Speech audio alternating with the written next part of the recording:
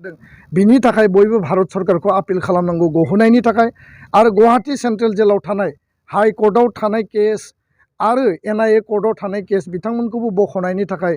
दानि आथिखालाव थानाय रुलिंआव थानाय नोङो UPPLआनो जा BJPआनो जा आरो BPF माने अपोजिशनाव थानाय जि दलानो जाया मानो पलिटिकल कुचकावाजखौ जि टेम्प'आव खालामदों एखे टेम्प'आव जुदि जातिनि नेताफोरखौ दिहुनना लाबोनायनि थाखाय आवाज होयोब्ला डेफिनेटलि जों साक्सेस जागोन आरो बेनो पिस आरो इउनिटिनि मोनसे एग्जाम्पल होननानै आं सानो आरो इउनिटिनि सार्थआव बयबो नेगेटिभ डेस्ट्राक्टिभ आरो प्रपागान्डा आरो अकल क्षमतानि थाखाय सिन्था खालामनाय खोथाफोरखौ गारनानै जातीय सार्थआव काउन्सिलखौ एकर्डखौ मानो खालामखो आरो दिनै एकर्डनि उनाव जों मा मावलांबावनांगौ बेखौ रियलाइज खालामनानै आल्टिमेट थांखिनि थाखाय गेरेमसा माहारि दानाय आरो आलादा रायजो आरो मास्टार रेसनि जि खोथा बे खोथाफोरखौ बयबो गोसोखांलायनांगौ होननानै आङो खावलायदों गोजोन्थों। दायो 24 मायथाइनि जि माने बिसायख'थि MP इलेक्सन बेयो जागासिनो दं बेयाव जुदि बिथांमोना जेरैबायदि कमिटमेन्ट होदोंमोन बे कमिटमेन्ट होनाय बायदि बे क्लाउसफोरा जुदि मावफुंजायाब्ला आबसुनि माबाया मा जागोन? दुलाराय बर' फरायसा आफादनि थांखिया स्ट्रेट फरवार्ड बेयाव खुनु माने लाखोमानाय लुगधाक गैया मोनसे एकर्ड जाबाय एकर्डआ गोबां चेलेन्जेसनि गेजेरजों सोमावसारनायनि उनाव एकर्डआ माने एकर्ड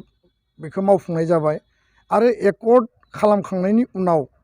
एकर्ड इमप्लिमेन्टेसननि थाखाय बे पार्टआबो इकुवेल चेलेन्जेस आरो बेयाव गुसु गुदुं इसिङारि बायजोआरि गोबां थासारि दङ बे थासारिखौ जोङो थांनाय 3-4 बोसोराव मोनदांजोब्बाय 2024नि 27 जानुवारियाव एकर्डआ 4 बोसोर जागोन जों बुंदों जे सरकारा टाइम बाउन्ड इमप्लिमेन्टेसन खालामनांगौ खालायाबा एबसुनि माने फार्स्ट एन्ड फरमस्ट प्रायोरिटि डिउटिया जागोन जे भारत सरकार आसाम सरकारनिसिम दाबि होनानै नारसिननानै बर' हारिनि गासै दैदेनगिरि गासै आफादफोरखौ आरो गासै बर' माहारिनिफ्राय दाजानाय जायफोर जातीय आन्दलनजों जन्म जानाय जायफोर पलिटिकेल पार्टि बयखौबो जों आपिल खालामगोन जे सोमावसारनायाव बयबो बाहागो लानांगौ सोमावसारनाया बेखायनो जागोन जे एकर्ड इमप्लिमेन्टेसननि थाखाय दाबि दैखांनानै जोङो दुलाराय बर' फरायसा आफादा सोमावसारनो बाध्य जागोन होननानै जोङो क्लियार काट बुंदों भारत सरकारनि आल'सनानि मजियावबो बुंदों गिबि मन्थ्रि बिथांनि आल'सनायावबो बुंदों जे एकर्डआ टाइम बाउन्ड इमप्लिमेन्टेसन जानांगौ। लास्ट बे जाबाय बिराद माने बर' हारिनि थाखाय बिराद माने मिजिं लानाय दा बे 6.3नि जि क्लाउस बे जेरै प्रभिन्सियेलाइज कलेजनि जि फोसावबाय दासिमबो जायाखै 6.3 इमप्लिमेन्टेसननि बेलायाव गिबि मन्थ्रि बिथाङा 10टा कलेजनि माने प्रायरिटि जि माने एनाउन्समेन्ट होदोंमोन बे बेलायाव काउन्सिल आरो स्टेट गभर्नमेन्ट जइन्ट भेन्चाराव खामानि मावबाय थादों होननानै जोंनो फोरमायदों बिथांमोना जोंनो फोरमायनाय बायदिबा अफिसियेलि 99% खामानिया क्लियार जाबाय 10टा कलेज प्रभिन्सियेलाइजेसननि थाखाय टेकनिकेल मोननैसो उसुबिदानि थाखाय बियो थाद'नानै दङ जिकुनु मुहूर्तआवनो बिनि एनाउन्समेन्ट बा डिक्लेरेसना जागोन नाथाय जोंनि हास्थायनाया जाबाय मानो 10टा कलेज 26टा कलेज दङ एनादार हायार सेकेन्डारि आरो हाई स्कुल दङ लोगोसेनो LP आरो ME स्कुल दङ बे गासैखौबो प्रभिन्सियेलाइज खालामनानै वान्स फर अल जोंनि बर' मिडियाम आरो बर' हारिया लुबैनाय बायदि इडुकेसन सेक्टराव आरो बिजोंखौ फोथांना लाखिनायनि थाखाय जायफोरा फोरोंबाय थादों बिथांमोननि माने जिउआव मोनसे गोदान थासारि लाबोनो थाखाय सरकारा गावनि डिउटि आरो रेसपन्सिबिलिटिखौ मावफुंनांगौ जों बेखौनो दाबि दैखांबाय आरो खावलायबाय। लेंगुवेजनि जि फरायसालिफोर दं बेफोरखौ जोंनि लुबैनाय आरो जोंनि क्लियार काट अबजेक्टिभा बर' मिडियाम बर' बिजोंजों गुन गोनां सोलोंथाइ लाबोनांगौ बर' मिडियाम स्कुलाव टेट एपइन्टमेन्ट होनांगौ टिचार एपइन्टमेन्ट होनांगौ सिंगल टिचार 0 टिचार स्कुल थानो मोना आरो एक्सेस टिचारफोरखौ रेसनेलाइजेसन खालामनांगौ बर' मिडियामनि मार्जारखौ बन्द खालामनांगौ बे खेथ्रआव सरकारा गनायनानै लाबाय दा बन्द जानानै दङ थेवबो डाइरेक्टलि इनडाइरेक्टलि बर' मिडियाम बुथारनायनि थाखाय दिनै बिभिन्न लेयाराव सरकारि प्रक्रिया सोलिगासिनो दङ बेखायनो जों आसाम सरकारखौ जोङो थुनलाइ आफाद आरो एबसुनिफ्राय गेजेर गेजेर जोङो हुमखि बा वार्निंबो होनाय जाबाय दा दिनैनि समाव जि मडेल स्कुलनि कनसेप्ट बर' मिडियामनि मडेल स्कुल गायसननांगौ होनना बुंदों खिन्थु गुबुन गुबुन लेभेलाव इंराजि मिडियामनि मडेल स्कुल गायसननानै थाखानाय बर' मिडियामनि हाई स्कुल हाई सेकेन्डारिनि केम्पासावनो गायसननानै गोदान टिचार थिसनाबासिनो गोजाम टिचारखौनो गुबुन गुबुन स्कुलनिफ्राय माने बिथांमोनखौ एटाचमेन्टआव लाबोनानै दिनै फोरोंहोनानै इंराजि मिडियाम स्कुल गायसननायनि उनाव बर' मिडियाम स्कुलाव स्टुडेन्ट खमायलांनाय आरो गोदानै खुलिनाय इंराजि मिडियाम स्कुलाबो मोजाङै रानजायै टिचार्सनि आंखालाव आरो बेयाव माने प्रिन्सिपाल बा हेडमास्टारबो एपइन्टमेन्ट गैया फारसेथिं थाखानाय स्कुलखौबो दुरबल खालामनानै दिनै जोंनि बे परिबेसखौ गाज्रि खालामनो थाखाय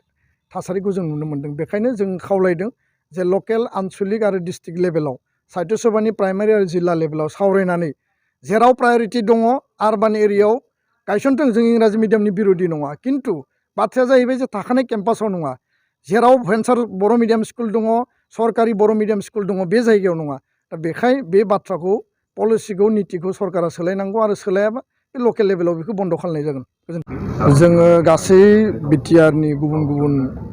साब डिभिजनाव जिल्ला लेभेल आरो साब डिभिजन लेभेलाव बर'नि जायफोर बारग' दैदेनगिरिफोर दंमोन, एबसुनि बारग' दैदेनगिरि, एक्स भलन्टियार्स, थुनलाइ आफादनि बारग' दैदेनगिरि, एक्स बिएलटि, एक्स एनडिएफबि, जायफोरा गोलाव सम माहारिनि जि रिभलिउसनारि मोनसे स्पिरिटखौ लानानै हारि थामोन्था रैखाथि आरो आलादा रायजो बड'लेण्ड बिनि थाखाय सोमावसारबोबाय। बड'फानि आदर्शजों गेरेमसा बर' माहारि आरो मास्टारेस दानायनि जि मोनसे थांखि बेखौ होसोनानै दिनैबो गोथाङै हारिनि थामोन्था रैखाथि, माहारि बर' माहारिबाद, लोगोसे हारिनि फारसे गावनि जि कमिटमेन्ट बेखौ गोथौ आरो स्ट्रं फोथायनायजों हाबा मावगासिनो दङ। आरो बिथांमोना आथिखालनि समाव दुलाराय बर' फरायसा आफादजों गोबां माखासे बाथ्राफोरखौ सावरायनो थाखाय हांखुर जानानै दङमोन आरो गोबां माखासे जोंनो सुबुरुन होनो थाखाय बिथांमोना नेनानै दङमोन आरो माखासे बाथ्राफोरखौ कुइसन सोंनो होननानैबो बिथांमोना नेनानै दङ। बे बाथ्राफोरखौ जोङो मोनदांनानै थांनाय 1 दाननिफ्राय जोङो क'क्राझार, चिरां, बाक्सा, तामुलपुर, उदालगुरि जिल्लानि गुबुन गुबुन साब डिभिजनाव बे लिडारशिप कनक्लेभ, बिथांमोनानो जोंनि लिगेसि, बिथांमोनानो जोंनि दैदेनगिरि, दिनैबो दैदेनगिरि। एबसुआ आफाद हिसाबै जातिनि थाखाय, हारि थांना थानायनि थाखाय, हारिनि मोनफ्रोमबो दिगाव जोङो वाचडग हिसाबै,